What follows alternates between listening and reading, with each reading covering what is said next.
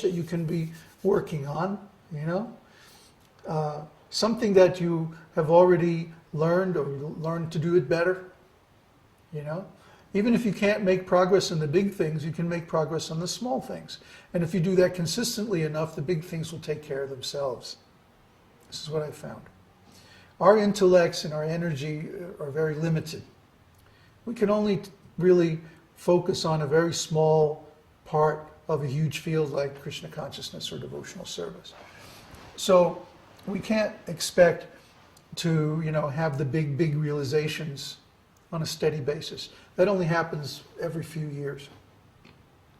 So what we can do is that we can take a small area and polish that. And then another one, and then another one, and another one, until finally the whole thing comes clear.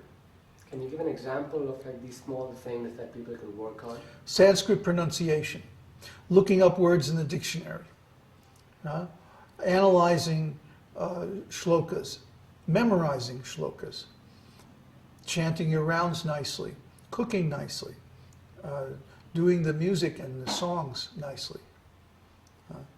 All these little things make such a difference in the long run, you would be amazed. And how does one monitor his own progress? What is the metric that they're monitoring? Well, look at things through the eyes of the scripture. How well you're able to do that will tell you how far you're advanced. If you're reading through the scriptures and you go, what? How is this possible? That means you're not looking through the eyes of the scriptures. If you're reading the scriptures and you go, oh yeah, oh yeah, this is right, yeah. You're looking through the eyes of the scriptures. See? So I would say the more things that freak you out about the scriptures, the more things that you need to learn, or the more areas you need to advance in. When you can read through the scriptures and just go, yeah, oh yeah, right, oh cool, you know, then you know you're making advancement. But the really big realizations happen once every 5 years, 10 years, 30, 40 years. The really big ones. And you know, those are the ones that you never forget for the rest of your life. And they're worth waiting for. But if they don't happen, something's wrong.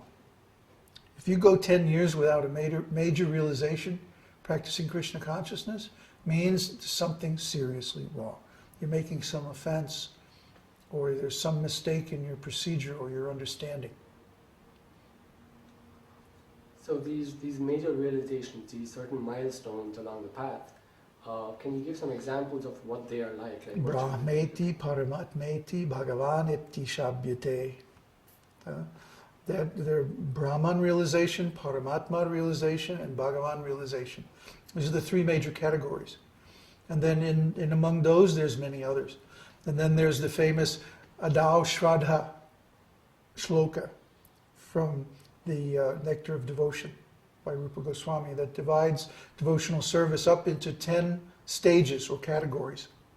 In the beginning there's faith, then one associates with devotees, then he performs devotional service under the initiation and representative of God in the form of the spiritual master. Then he attains victory over all unwanted things. And then he gets steadiness, and then he gets taste, and then he gets ecstasy, and so on. You see, all these things are there in sequence. So you have to know where you are in that sequence. That verse is very important. Adao Shraddha Sadhu Sango. Look it up. Now, along this path, there's one big milestone, which is when we actually come face to face with Krishna. Yeah, that's what it's all about. And how did that come about for you?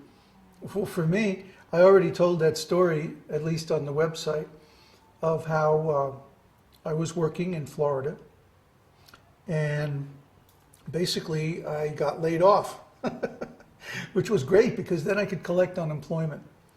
So I was saying, well, what am I going to do? Am I going to sit here in Florida? I was trying to preach, and it wasn't going very well. So I said, no, maybe I'll do something completely different. And I just happened to know this lady in Kauai who had camped out. She said the first year that she was on Kauai, she camped out. So I said, oh, you must have had a great spot. She said, yeah. And she told me exactly how to find it. So I said, I know. I'll go to Kauai and camp out, and I'll just chant. I'll just chant the holy name. That's all I'm going to do. Because I'm done with trying to deal with my God brothers. I'm not making any headway in preaching. You know, I'm going to try this. And I had a lot of inspiration. So I packed up all my stuff, shipped out my vehicle and all my belongings out to Hawaii. This was right at the time of 9/11, by the way. I was stuck in LA for 2 weeks. I couldn't go.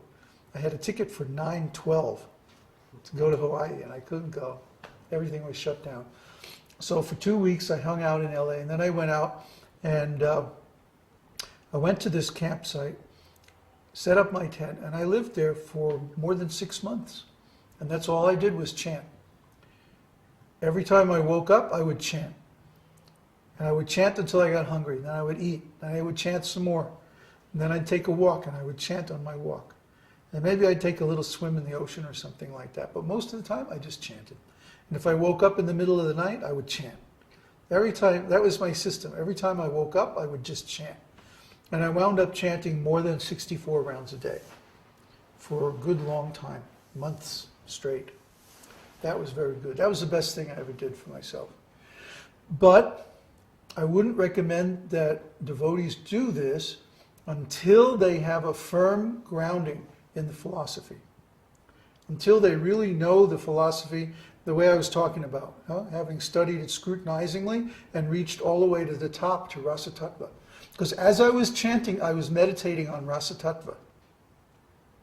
And we read this in the descriptions of the bhajan of all the great devotees. That they isolated themselves in a lonely place, they chanted the holy name, and they meditated on Rasa Tattva. I was reading Ujjwala Nilamani, which most devotees have never even heard of. It's a very intimate description of pastimes of Krishna and the gopis. Oh, it was just wonderful. Just wonderful. And at the end, Krishna came. And did that just change everything dramatically, or what was Yes the and no. after and before? Yes and no. It changed everything dramatically, but it took me a while to realize how it had. It's like, Krishna could come in right now and reveal himself to us and disappear. And then what proof do you have that it ever happened?